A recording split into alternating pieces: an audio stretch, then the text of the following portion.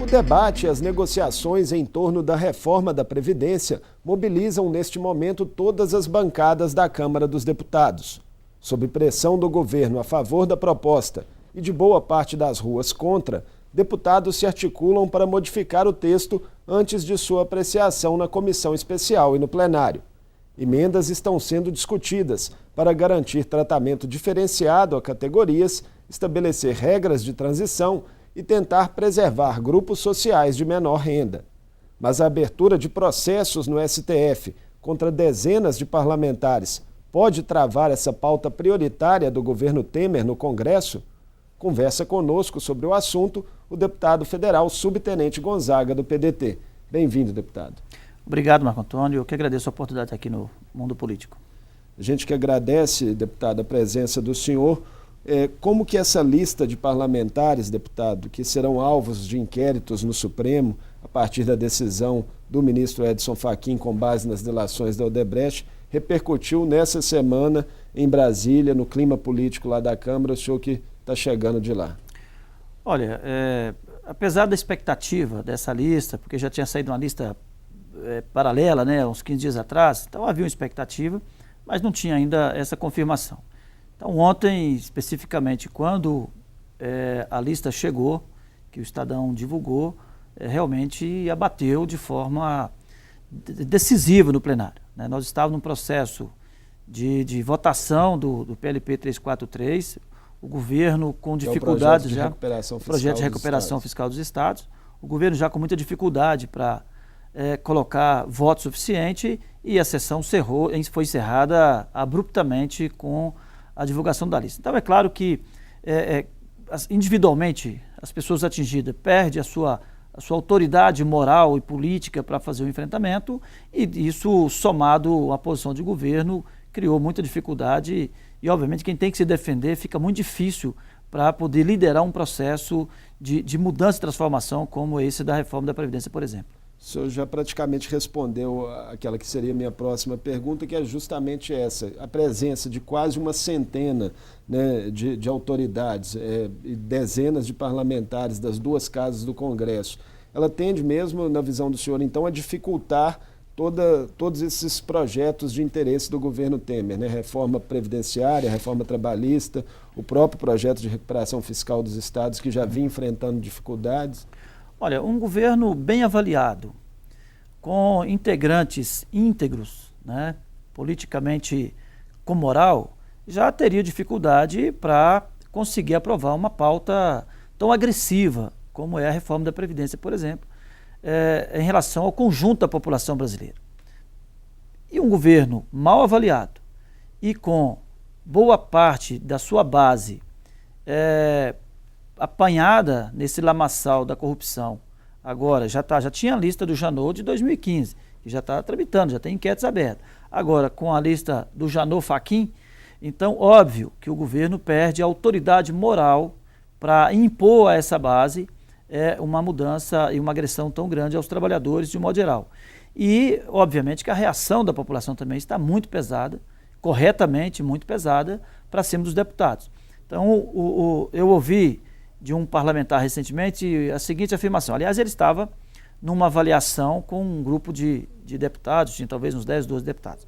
Ele disse o seguinte: olha, nós temos que chegar para o Temer e dizer para ele que nós demos para ele o que o PMDB nunca deu para ele, que foi a presidente da República, através do impeachment. E que ele não pode, através dessa imposição da reforma da Previdência, matar nossas eleições.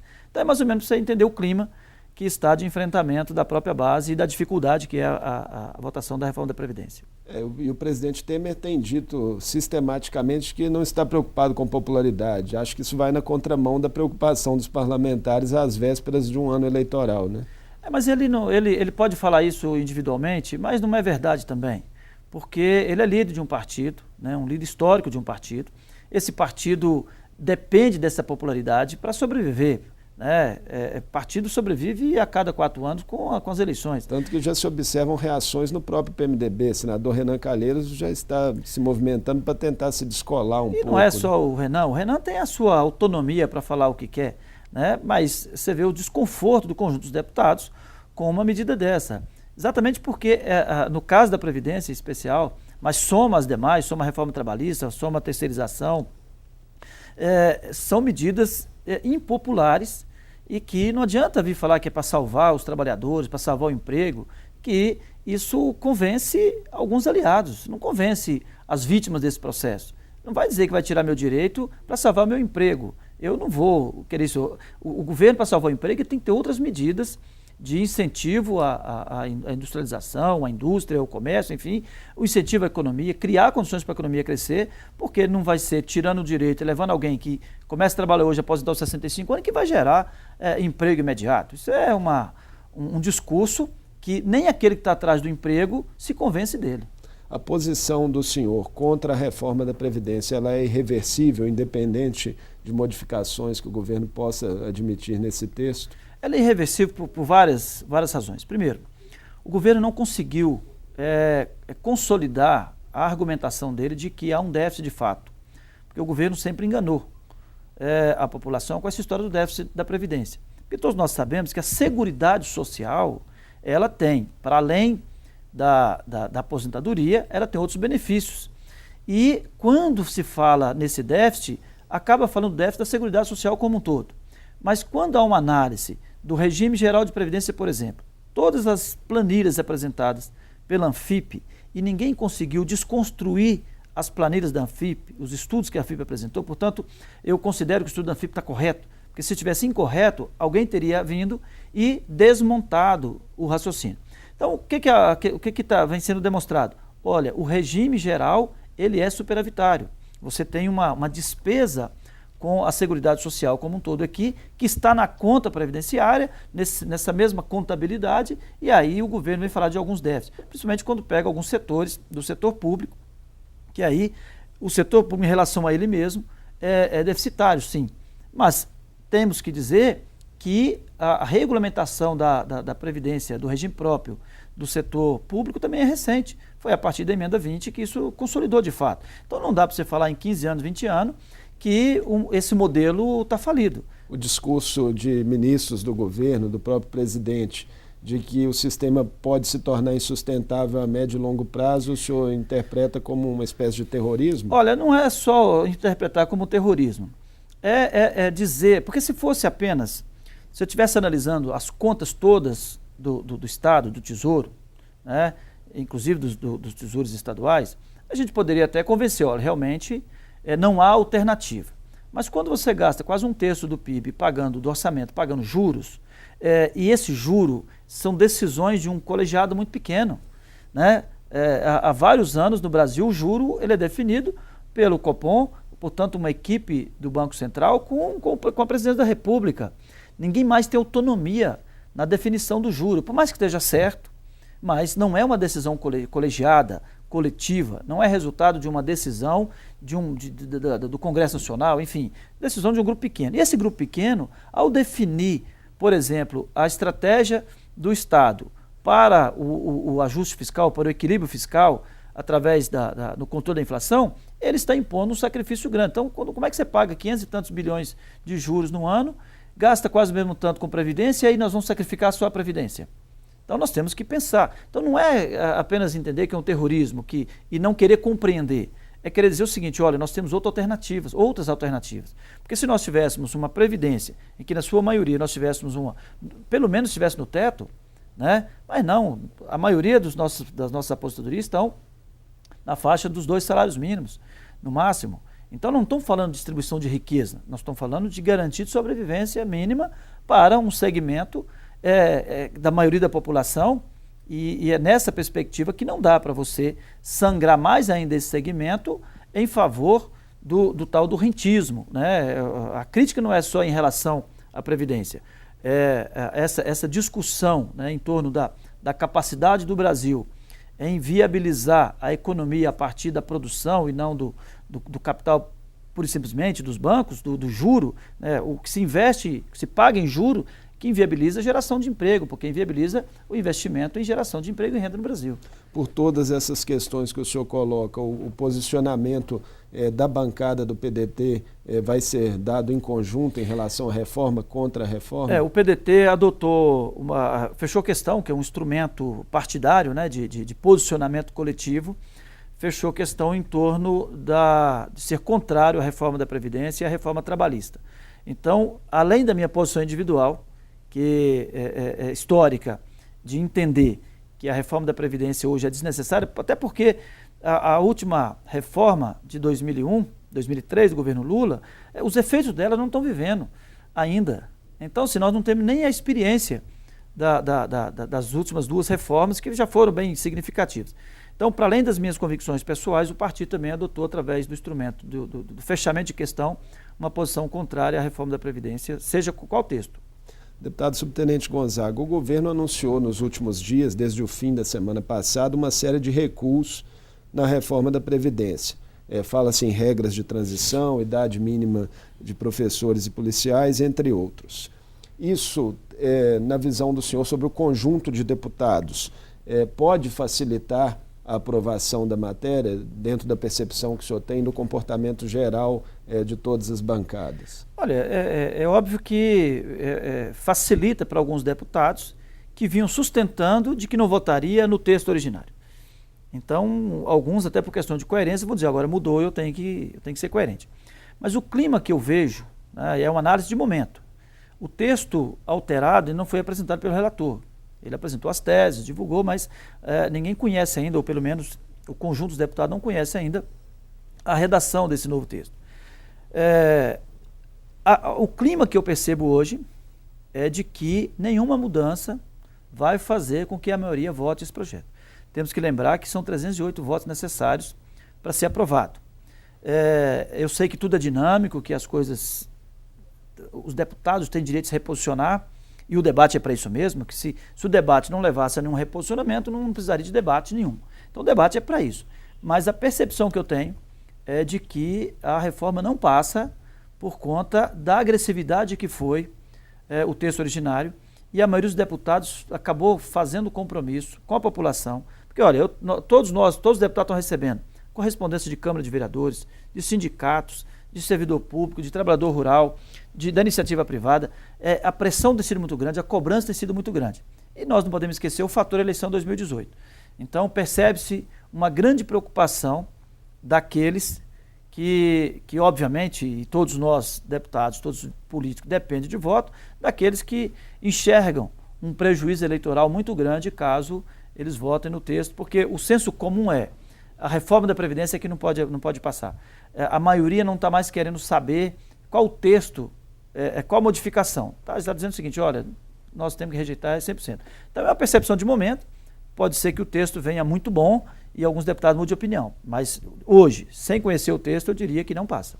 Para tentar se contrapor a essa pressão contrária das ruas, o governo ele deve entrar pesado nas próximas semanas. O próprio presidente Michel Temer, numa reunião nessa terça-feira com os líderes, chegou a dizer que a reforma da Previdência será o símbolo total da vitória ou da derrota de seu governo. O senhor entende dessa forma também? Olha, o governo, aliás, todo governo é assim, né? Ele tem cargos e tem obras a ser liberada e joga com esses instrumentos. E o presidente Temer não é diferente, né? Ele trabalha muito bem, tem experiência parlamentar para trabalhar com essa base parlamentar.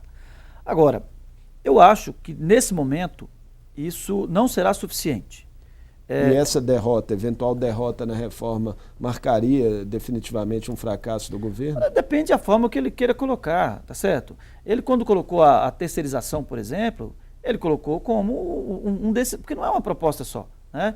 Então a terceirização, ele venceu a terceirização, fez parte desse instrumento dele de avaliação da sua capacidade de se impor, né? A PEC 241, que é a emenda 95, ela também foi dessa forma, a famosa PEC do teto de gasto.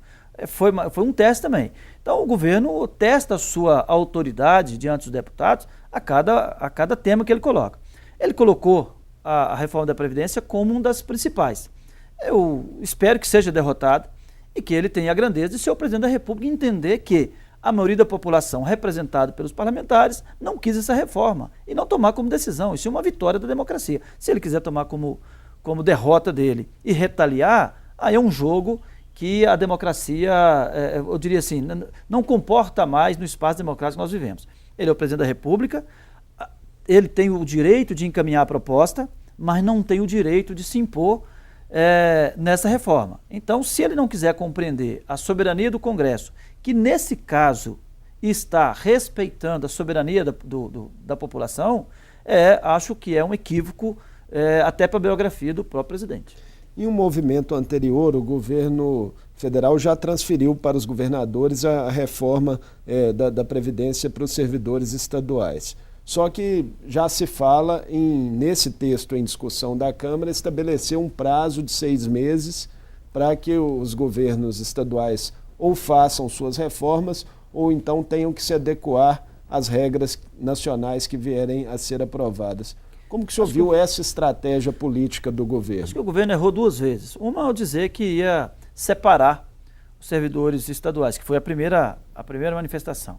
E ele esqueceu de olhar para a Constituição. Ele não teria como separar os servidores, porque na Constituição os servidores estão no mesmo capítulo. Então, ele cometeu o primeiro erro ao anunciar. E o segundo erro, que pode ter sido, e acredito que tenha sido, uma estratégia dele para tentar arrefecer a pressão, de dizer, olha, não vou deixar para os estados resolvem. É mais ou menos o seguinte, olha, os governadores têm que ter o preço político deles no ajuste e vão transferir para eles. Só que, como eles perceberam que não tinha como separar o regime próprio dos servidores federais das regras dos servidores civis, não tinha como fazer dos estaduais, ele usa essa. Só nós vamos estabelecer dos servidores federais e vamos dar ao Estado 6 meses. Óbvio que os estados estão falando, vão dar 6 meses, se não fizerem 6 meses, vale as regras federais. É claro que os estados não vão fazer nada. Então, por que o governador vai desgastar de fazer uma reforma em 6 meses, se ele pode esperar passar 6 meses e apropriar das regras federais? Então, na verdade, aquilo para mim não passou de mais uma estratégia, mais uma tentativa do governo de tirar a pressão popular. É por isso que nós insistimos, e aí bem focado nos servidores públicos, para que não reduzisse a pressão em cima dos deputados da Câmara Federal, porque era uma estratégia de apostar na ignorância dos trabalhadores públicos, dos servidores públicos nos estados, admitir uma coisa dessa. Eu acredito que os servidores públicos não engoliram isso e sabem que tem que resolver no plano federal. Pelo que vimos até aqui, as reações nos estados, inclusive em Minas Gerais, muito fortes, né, em relação à proposta. Sim, sem dúvida, e tem que ser mesmo. Eu mesmo usei a expressão, se a população, no geral, os servidores, não constranger literalmente os parlamentares, e não é um constrangimento na agressão, é um constrangimento de dizer, olha, a maldade que você está fazendo. Essa não é a única alternativa que o Brasil tem para equilibrar suas contas e para pensar em geração de emprego e renda. Por quê? Nós não chegamos a uma situação considerado pleno emprego há 4, 5 anos atrás? Certo? Não foi com esse regime? Por que agora, para gerar um emprego, tem que mudar tudo isso? Então não é uma verdade. Pode ser parte da verdade, mas não é a verdade única que nós temos em termos de alternativas para sair dessa crise econômica e fiscal que o Brasil se meteu. Deputado, um tema que envolve governo estadual e governo federal, chamado encontro de contas, acerto de contas, considerando as perdas da Lei Candir e a dívida do Estado com a União. Como que a bancada federal mineira está trabalhando essa questão em Brasília? Vai apoiar essa tese desse acerto de contas? Olha, por tudo que eu já ouvi em reuniões coletivas e algumas conversas individuais, há a compreensão de que, de fato, a Lei Candir trouxe prejuízo para os estados, na medida que o Executivo Federal não cumpriu o previsto na lei, que era compensação, tinha que compensar de imediato, não compensou, acumulou. Aí tem aquela decisão em cima de uma ação do Estado do Pará, que o Supremo reconheceu a obrigação da União em repassar, deu 1 ano para o Congresso regulamentar isso, e se não regulamentar vai para o TCU.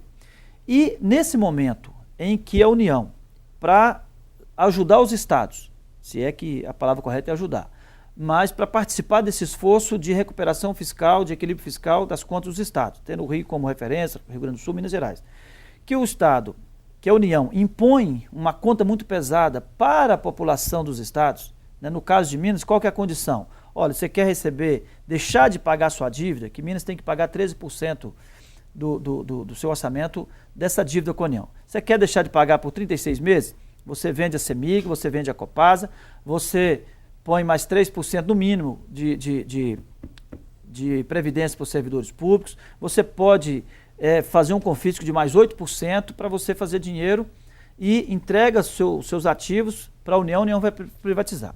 Então, ficou muito evidente uma ação do governo federal pela privatização usando uma chantagem dessa, né?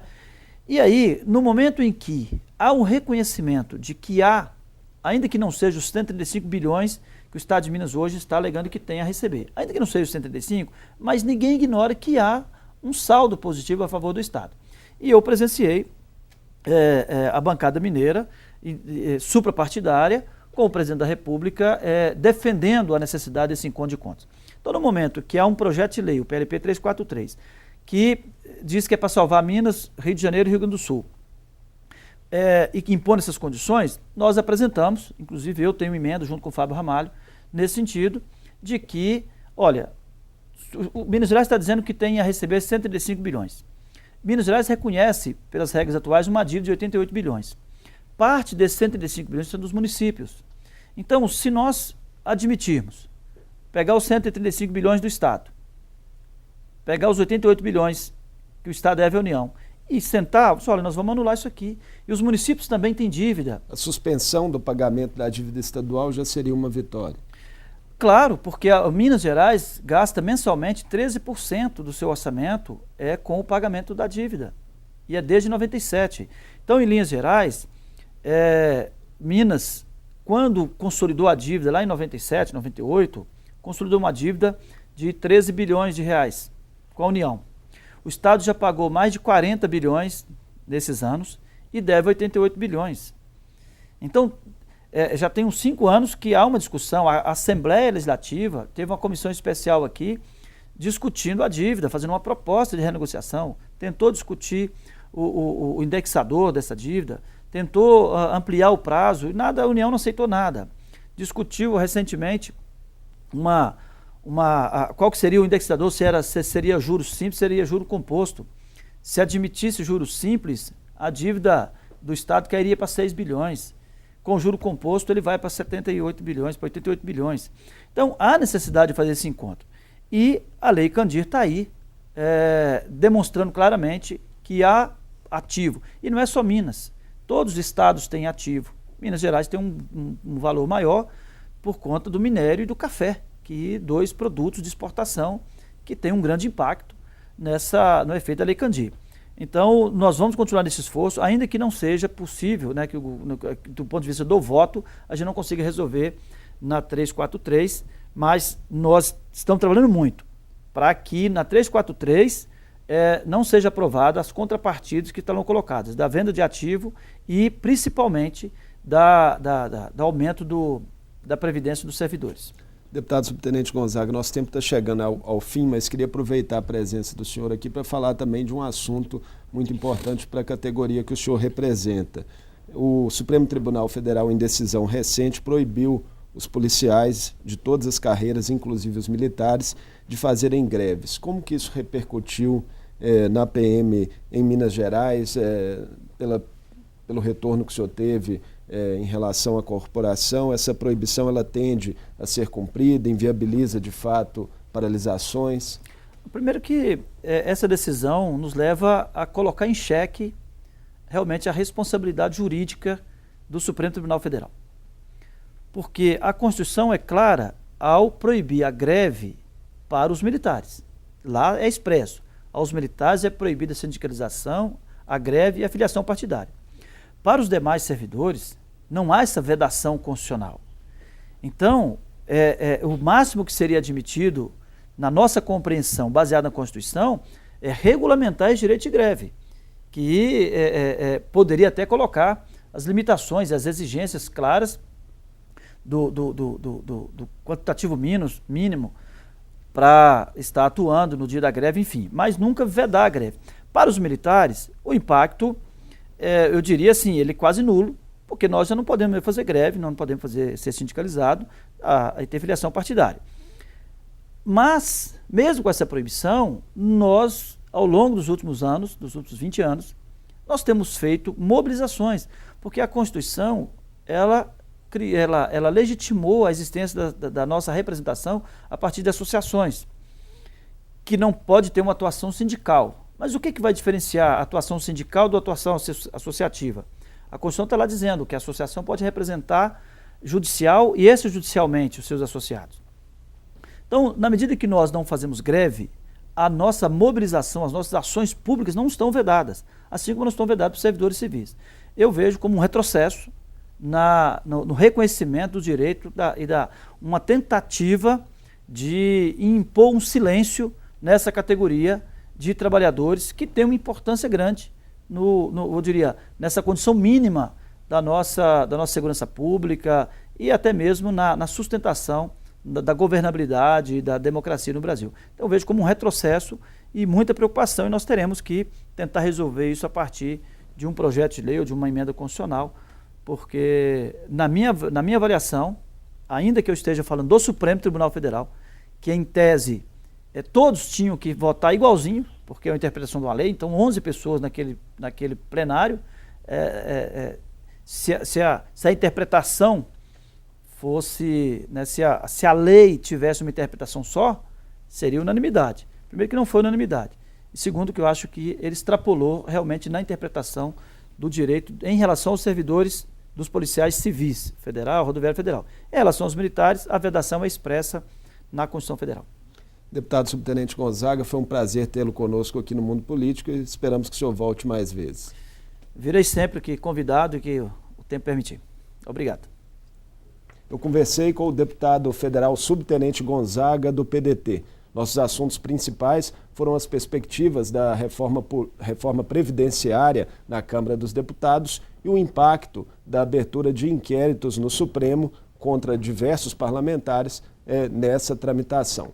O Mundo Político fica por aqui. Obrigado por nos acompanhar e até o próximo programa.